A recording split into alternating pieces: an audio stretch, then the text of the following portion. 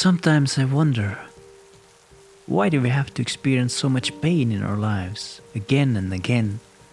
When is it enough? What else needs to be learned here? Is there a reason at all? We all have moments when we feel exhausted, angry and helpless, wishing for it all to end. Yet we keep living, searching for a meaning. Sometimes we find it, creating a life for ourselves where pain and the strength came from it is a blessing that empowers everything we do. Sometimes we simply learn to live with it, since it makes everything much easier. We all have our journeys where we must find our own answers. This time, I want to share my story, my pain, my transformation. I know it won't take away your lessons, but I hope it will make the road just a little bit easier. I remember that I'd always been a joyful, confident leader who rallied tiny armies of boys and dared to climb higher than anyone else. The world seemed large, full of freedom and exciting adventures. We didn't have smartphones or fast computers, so we had a lot of creativity to fill our days with playing, hiking, running, bicycle riding and laughing. I was really proud of my quick legs, which helped me to make friends at school and live a dream. But one day my life took an unexpected turn. I just arrived from my 3rd grade ceremony on the 1st September, having to wait a couple of hours for my friend's birthday party. With nothing to do, I gathered my crew to play hide and seek on a nearby construction site where we used to have all sorts of fun. But this time was different. At the wrong time in the wrong place, my back was crushed by 1.5 tons of concrete, sending me to an intensive care unit and forcing me to say goodbye to all the things my strong legs were capable of providing. Luckily I survived, although it took years to really begin to appreciate that.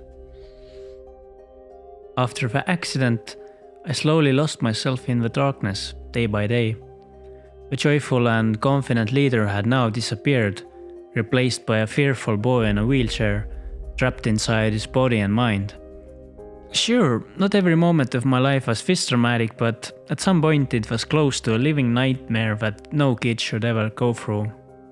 20 years later, I still remember the horrifying moment I saw my skinny withered legs that were taken out of plaster.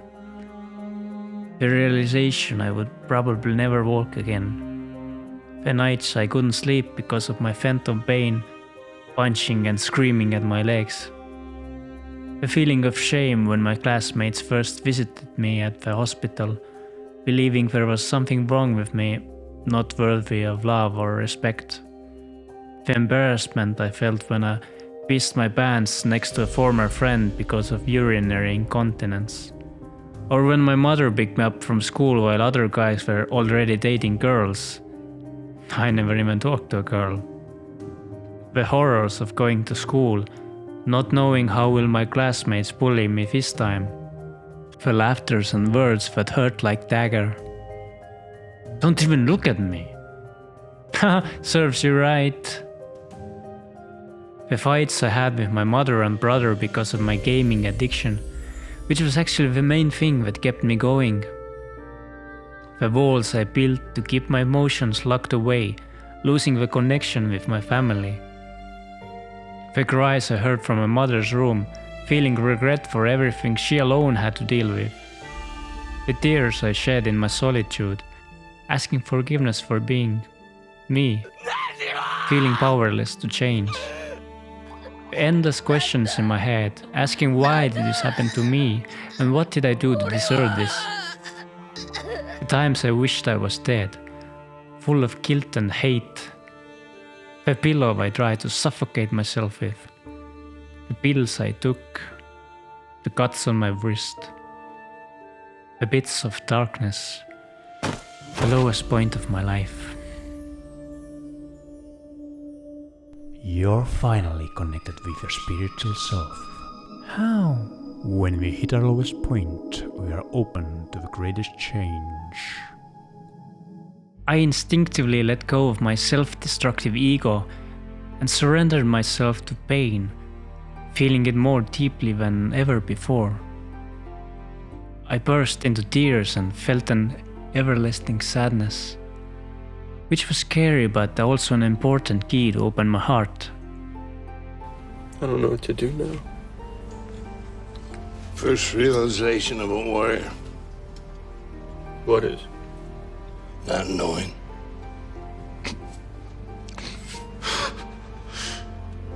What's happening to me? I don't cry. Apparently you do. It's embarrassing. Emotions are natural. Like the passing weather. Everything has a purpose, Dan. Even this. And it's up to you to find it. What do you see when you hear your cries or tears of others?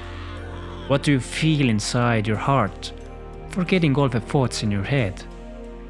If you just let it be and feel without judgment, with curiosity and friendliness, as if you were holding an innocent child. I saw real beauty for the first time of my life, although I couldn't understand it. I felt love and connection to myself, compassion and understanding. I forgave myself because I knew I had always given my best with the awareness I had. I never wanted to harm myself or anyone else. I was just really sad about my life, but realized it is okay. I accepted and embraced myself, feeling scared at the same time. Yet I noticed that the pain couldn't really hurt me when I let it be. In fact, I felt braver than ever. This was vulnerability, being human, being a child, loving yourself even in pain and loneliness, but also realizing the truth that you are never alone. And it felt beautiful. お前がいたから俺は強くなれた。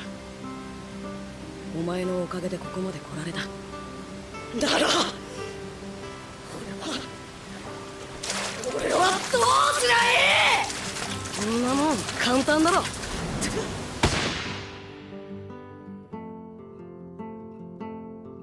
お前は俺になりゃいい。お前も俺なんだから。今までありがとな。もういいんだ。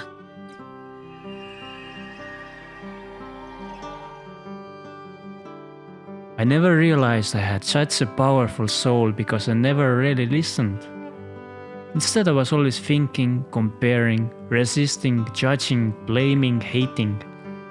Now I finally had a break from all of that, and it was enough to change my life. I didn't know what to do. I didn't know what the future would hold, if it ever got better, if I ever achieved my dreams. But for the first time, I felt hope. Trust in myself and the universe, at least on a deeper level. And I was determined to never, ever, ever give up.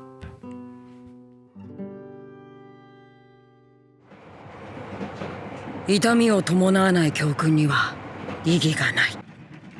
人は何かの犠牲なしには何も得ることはできないのだから。しかし、その痛みに耐え、乗り越えたとき、人は何者にも負けない強靭な心を手に入れる。そう、鋼のような心を。